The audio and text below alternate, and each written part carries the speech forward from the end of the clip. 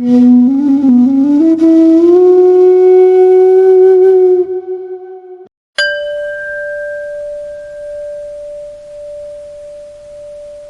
is the difference between jiva and Ishwara? See, jiva is the individual consciousness and Ishvara is the universal consciousness. Just as this individual controls everything that pertains to the individual. So, for example, I control my hands, I can control the movement of my hands, I can to an extent control my breath, I can control all the happenings, my thought process. I need to think a certain way, I need to do something, I can control these things. So, these are all the, you can say, the um, powers of the jiva. So I have all these powers. I can do, I can move this, I can move that. Similarly, the universal consciousness is Ishvara. Ishvara is the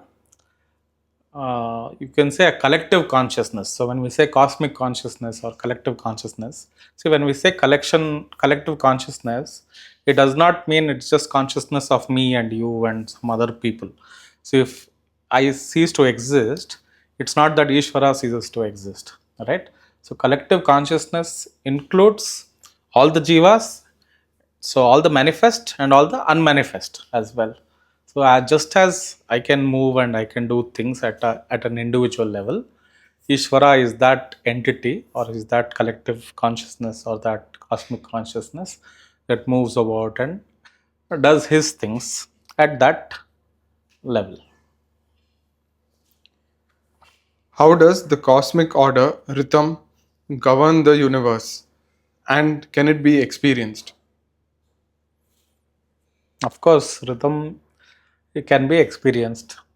See, for example, I can give you my own example. In maybe 20 years ago, I was living in Mumbai, and during my stay in Mumbai, so I was alone, and I had nowhere to go, and there were floods happening in Mumbai. I think it was 2005 or 6 or something like that. So I couldn't even get out of the house for around 3-4 days. So all those 3-4 days, because otherwise I have a lot of work, I'll be working, meeting people, and all these things.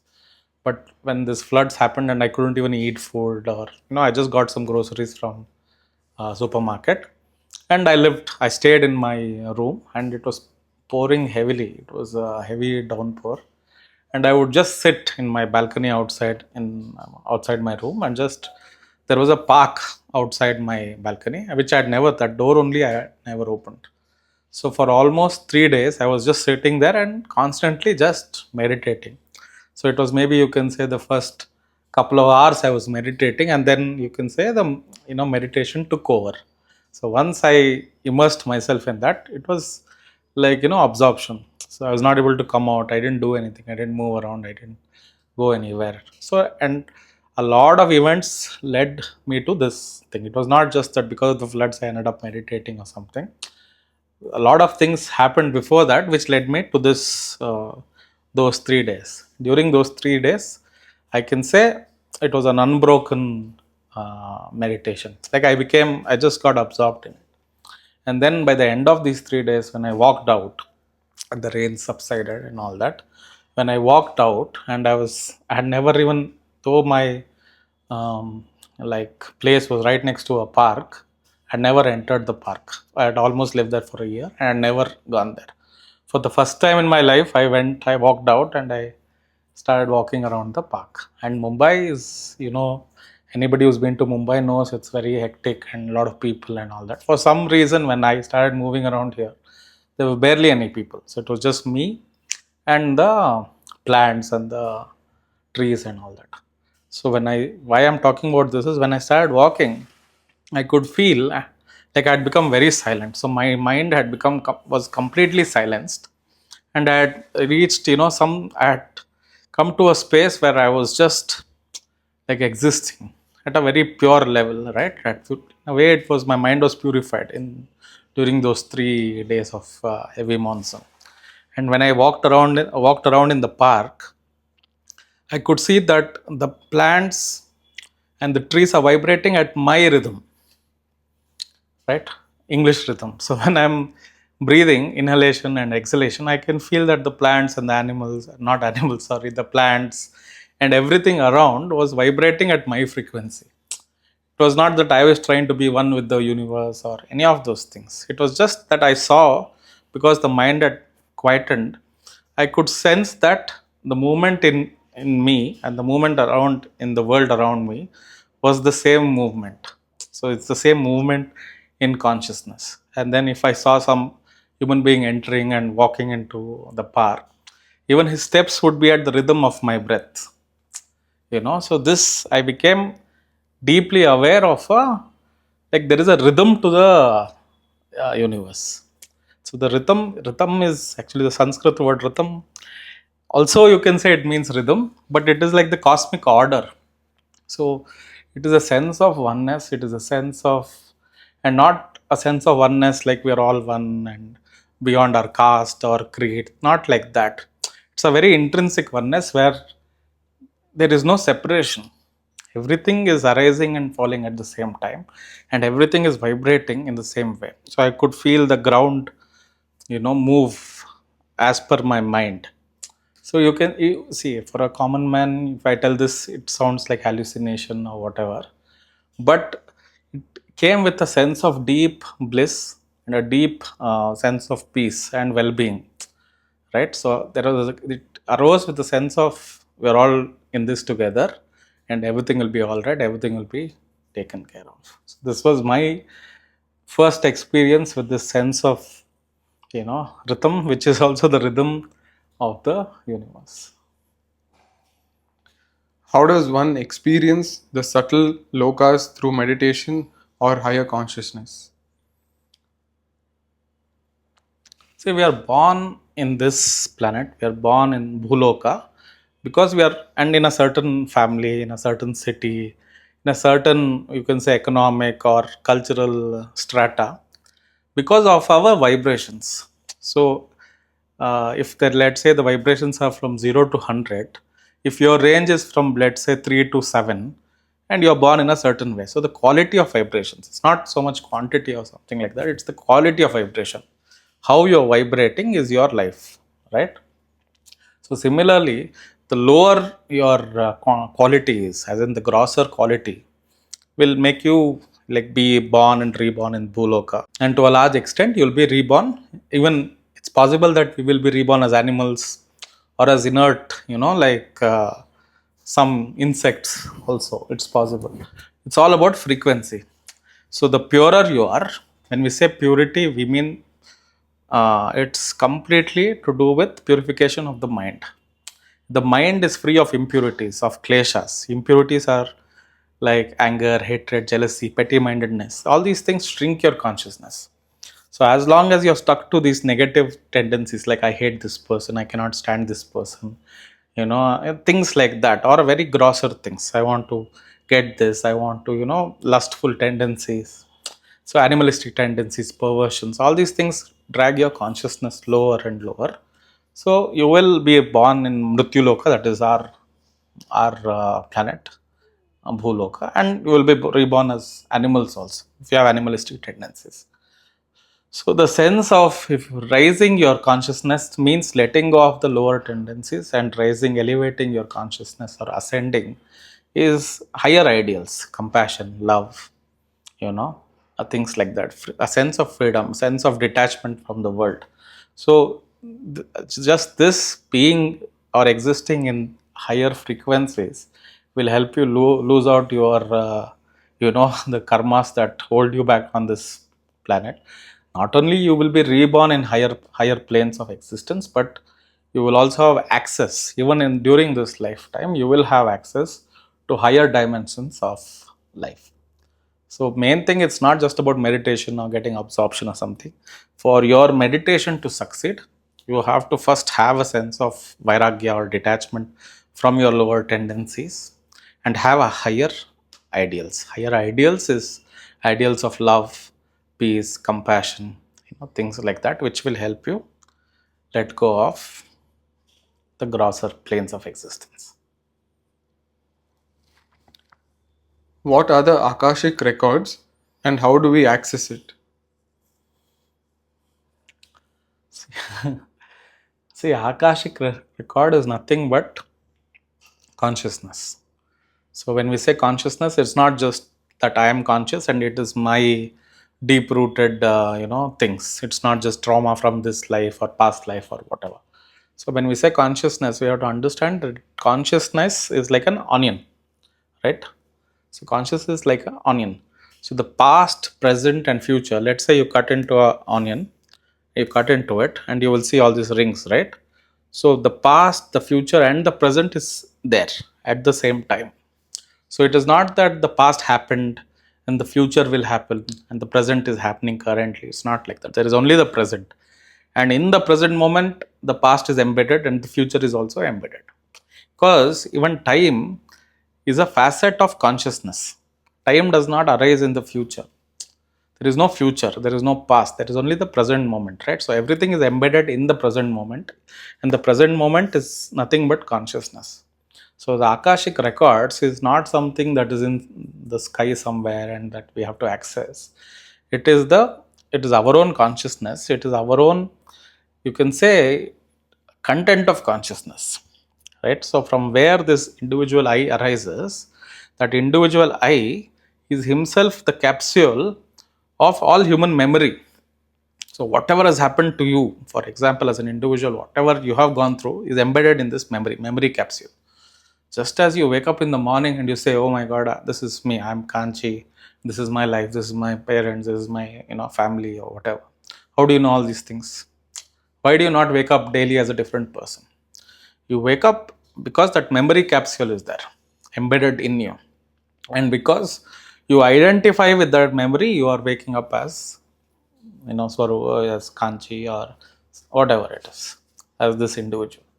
So the memory capsule is not just this jiva, is not just this thing. The memory capsule encapsulates the whole of existence, everything that has happened before, all the millions and millions, billions of lifetimes are embedded in that memory capsule, which is the seed of consciousness, and everything that will happen also is there. So all that the access is there. Just as let's say you cut open an onion, you can see the rings, right? The past, future, everything is there in multiple layers. Similarly, Akashic Records is that embedded in your own consciousness.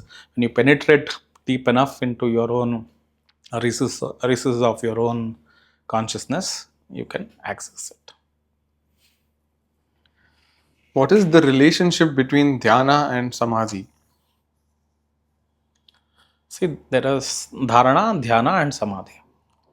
Dharana is concentration. So let's say I want to meditate on a particular form of God. First, concentration on that form is dharana. Then meditation on the qualities, for example, or the form, like the nose is like this. Let's say we are meditating on Mahavishnu. We say Shankha, Gada, Chakra. We know what all is carrying, Padma, Kamala, all these things, right? So meditating on all these facets is meditation, right? Or we can say that, let's say I am Brahman. So we meditate on this. Shankaracharya has told, given the Mahavakya saying Aham Brahmasmi or Tattvamasi.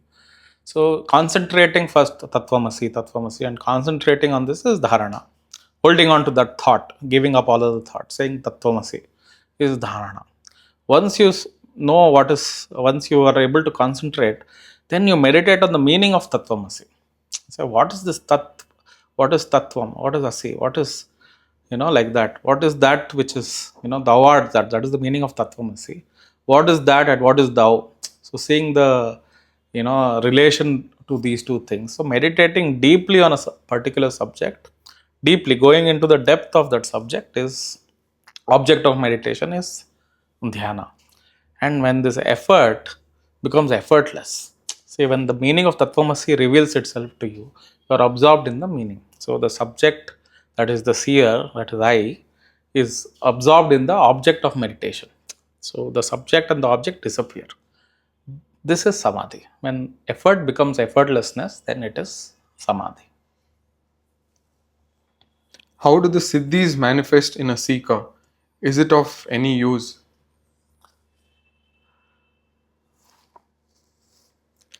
So Siddhis, it's like side effects of meditation, right? So there is a story which I have written about even in my book, The Heart of Everything, about two brothers. One is a boatsman in a village. He ferries people across the river. And his brother, in a very young age, he disappears. He says he is not interested in the material world. So he goes off and he says, I want to find myself. He wants to attain self realization. And he comes back 30 years later. He comes back, he's wearing ochre robes, he's a sannyasi. And these two brothers meet and they recognize each other immediately because of,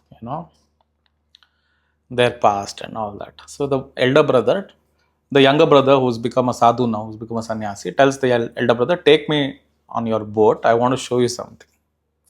So they go on the boat, and once they're in the middle of the river, this younger brother, who's a sadhu, gets down from the boat and starts walking on water, and much to the amazement of his elder brother. But elder brother is, first of all, initially is very shocked, and then after a brief few moments of, once that shock subsides, he starts laughing at his younger brother. So then the younger brother comes back and sits in the boat. Then he asks him, have you gone mad? Why are you laughing at me? It is, why are you laughing? See what I have accomplished. No human being can walk on water, and I have attained this great siddhi. Now I am able to walk on water. So then the elder brother says, is this all you have learnt? Yeah, he's like, yeah, this is a great siddhi. No human beings can do it. I've taken 30 years to master this siddhi. Siddhi is supernatural powers, or what you can say. Extrasensory perceptions. There are many siddhis. Anima, lagima. You can become big, you can become small, you can become heavy, you can disappear. There are many. You can shift forms by location. You can be in two locations. There are many siddhis, mainly ashta siddhis, but there are hundreds and hundreds of siddhis, minor siddhis, major siddhis that people can attain. So anyway, the younger brother is, full of ego, full of pride that he has achieved this. So the elder brother scolds him and says, you have taken 30 years to do this. I do the same. I take people on water for 30 rupees. And you have spent 30 years trying to master this. For 30 rupees, you can go to the, on the other side of the, on the other banks. So it is of no use. What have you achieved? Have you found peace? Have you found happiness? Have you found the truth? So siddhis are like that. You could spend 30 years, you could spend 300 years, 30 lifetimes, whatever it is. Finally, you cannot attain happiness or joy in the mundane existence just for showing off, or to show that I have attained something. It's a ego boost. But what is the real benefit of siddhi for a sincere seeker, right? So they say a person who has attained, who has found the truth, all the Siddha Devatas, there are Devatas who give the Siddhis, right? So they say all the Siddha Devatas become like servants of this Mahayogi who has attained himself. So the Mahasiddhi is knowing your own self. That is the greatest Siddhi. That is the only attainment worth having. Otherwise, it's like in a dream, you build a castle. What is there? What happened? Now you build a castle in a dream. What have you achieved? So you can build a castle in the dream, you can marry 300 women, you can, whatever you want, you can do, have as much money as you want. It's a dream. So you have to wake up from the dream. That is the main siddhi. In the dream, anything you do, it's of no avail. How does one understand and navigate the play of karma over multiple lifetimes? See, some people get angry and say, why should I suffer the consequences today of my past life's karma? Because they imagine that person to be a different person. They say, it's not at all me. Now that person did something. I am not that person. I am a new body. I am a new person. Why should I face the consequences? Right? Just because you change your identity or change your body, it's not that karma will leave you. We all have to pay our debts. Whatever action you have done, there is always going to be a reaction. So what we call destiny today, today's destiny is yesterday's karma. And tomorrow's destiny is today's karma. So instead of worrying, what have I done before? Why am I suffering? Let's focus on today and try to live a life that is worth living. Why live a life when you're harming people around you? Right? And why, get embedded in samsara? Why get embedded in the material existence and again suffer? Desire, attachment, suffering. Right? So when we have to, there has to come a time when we learn our lessons, and attain the self. Attaining the self is nothing but destroying karma altogether. Otherwise, there is no end to it. This lifetime, then you will take another lifetime to repay the debts of this lifetime. Where is the end? See, there is no end to suffering as long as there are births. So, no matter how many times you are born, every life there is going to be suffering. One amount of suffering is there, and we are taking those births only to enjoy the fruits of our past actions. So, instead of bhoktatva, that is enjoying the fruits of our actions, let's give up these bitter and sweet fruits and focus on the self and try to, we're not worrying about lifetimes, end the suffering. That is what our focus should be. Ending suffering is ending karma. How does one access the wisdom of their higher self in daily life?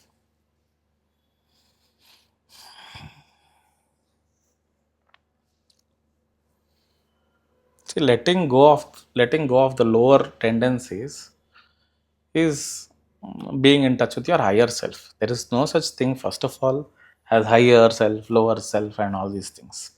Right? There are tendencies. We have samskaras and we have vasanas. It is, we have tendencies, past life tendencies, this lifetime's tendencies, where we do things which we should not do, or we think in a way which is harmful to us and to the world around us. Letting go of our harmful habit patterns, harmful tendencies. Say, suppose we should not, you have a liver problem, you should not drink, but you will continue to drink. You'll say, one more little peg, what will happen? And let me drink one. Today's I want to celebrate, or today I am sad. What have you achieved with this? You have hurt yourself a little more. So impulse control, right? So higher wisdom, lower wisdom, higher self, lower self, all these things are secondary. First, we have to learn to control the mind, control our impulses. Impulse control comes when you are disciplined with your thought process. And to become disciplined on the thought process, there has to be some rein on the mind. Without letting your mind go, I am a free person. That is not the way to live. See, freedom is embedded in discipline. Freedom is not, I will do whatever I want. See, desire is a bottomless pit. I'll say today I want to, do whatever I want to enjoy life. This bottomless pit. It is like quenching your thirst with sea water, right? With salt water. You cannot quench your thirst. So similarly, all the objects of the world, the pleasures of the world cannot make you happy. Right? So the real wisdom is knowing that sea water cannot quench your thirst. Be disciplined, control the mind, gain some control over the mind. The more control you gain over your own impulses means more happiness for you. Now, one last question. How does one practice vairagya without renouncing life and its responsibilities? See, vairagya doesn't mean you have to renounce, you have to give up your wife or your responsibilities. Many people would be interested to give up their wives and all these responsibilities, but the idea is not that. Vairagya is only internal. So suppose you are working in a company, every day you're going and you're working, but you're going there with a lot of regret, or some kind of anger towards your boss or colleagues. So you are not working as hard as you should, or as well as you are paid to do. Right? So there is no benefit from living like this. You are making your life miserable. We all have friends and colleagues or some relatives who are, always, they don't have any empathy towards other people. They're angry, they're frustrated, they make your life miserable. That is only because of stress. See, when you are stressed, you cannot give other people any joy. So similarly, we also cannot be a joy for other people to have around, right? We ourselves become like this. So the idea of vairagya is not that you have to give up your responsibilities or anything. You have to give up the desire for your fruits, for the fruits of your actions. See, you're paid to work in a company. You're paid to do your job. You do your job to the best of your ability. Don't compare your job with somebody else's job. The grass always obviously looks greener on the other side. Someone else got a promotion. When you compare it, you make yourself miserable, which affects your state of mind also. So vairagya is simply not putting too much importance to the fruits of your actions. Focus on the process. Suppose you're an athlete, you're a sports person. Focus on, like, let's say I'm a tennis player, I have to just focus on what my game is, what my game should be. How can I improve my forehand? How can I improve my serve? What can I do better today? Things like that. So even this is also vairagya. So a great athlete, you will find that great athletes are vairagis. You know, they will learn to get over their losses, and you will also see them not, be very excited or too excited about their victories also. Victory and defeat, they are equanimous. So vairagya is nothing but being equanimous. This enables you to, enjoy your existence, right?